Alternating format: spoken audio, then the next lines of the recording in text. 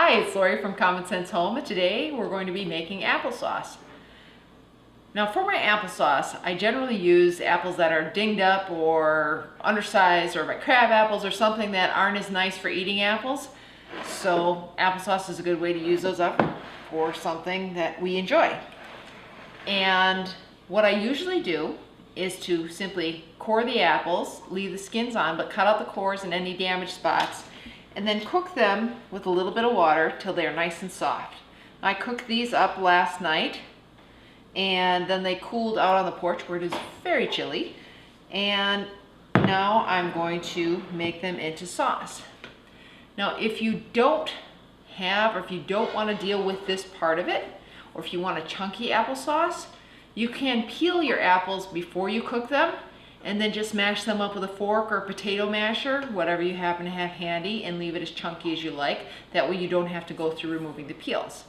Now if you want to remove the peels and you don't have a chinois like this little strainer thing, I never knew what this was called until I reached adulthood, but this is what my mom used for all of her sauce making. And you can see there's these fine little holes, and then you smush the fruit or vegetable through with this wooden thingy. But if you don't have one of these, you can also use a food mill.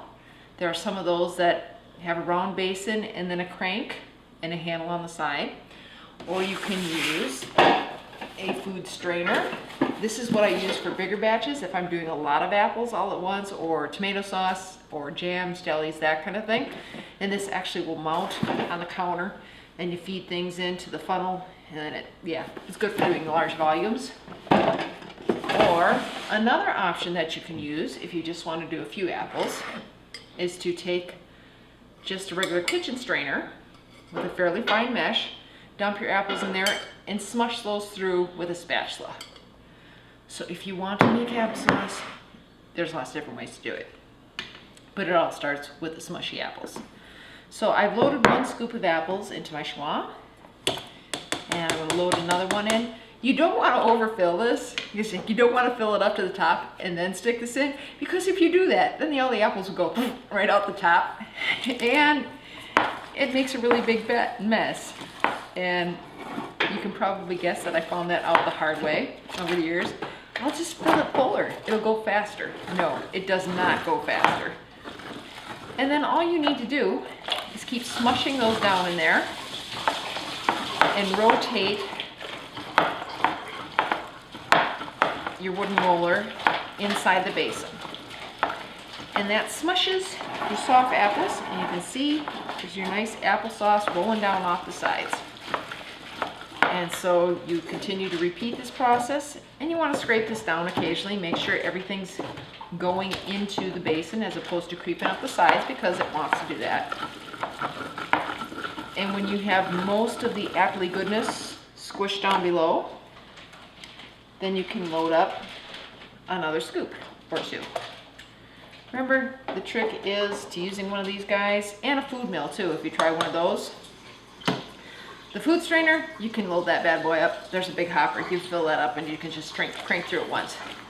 But the trick with the chinois and the food mill is not overloading it. Just a couple scoops at a time. It stays where it's supposed to, and works pretty easily. Said Mom, for years this was all she used. She did not have any kind of fancy equipment.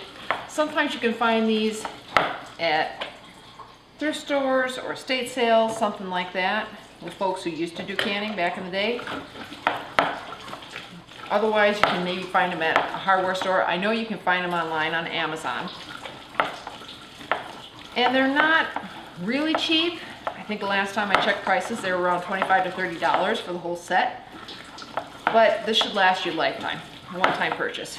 So here we have, and again you can see the applesauce has squished through all those little holes, and then it goes into the basin. And I'll keep going with this until I've gotten through the rest of my pot.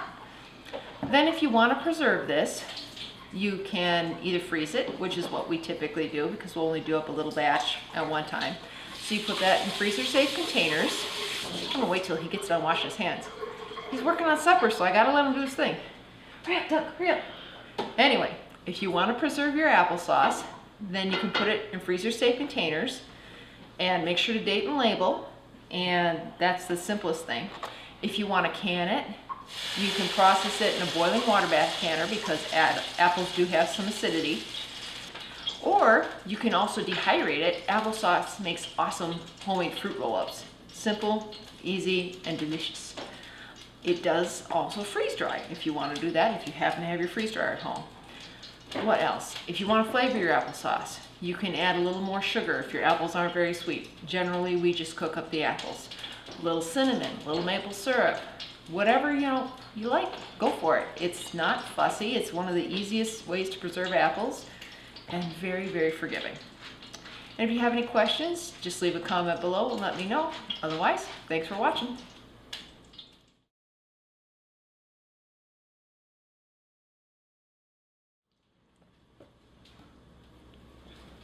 What are you still doing here? That's all there is that's all there is to it. Seriously. The mystery of applesauce is no mystery. So go on, go make some applesauce. Be happy. It's good.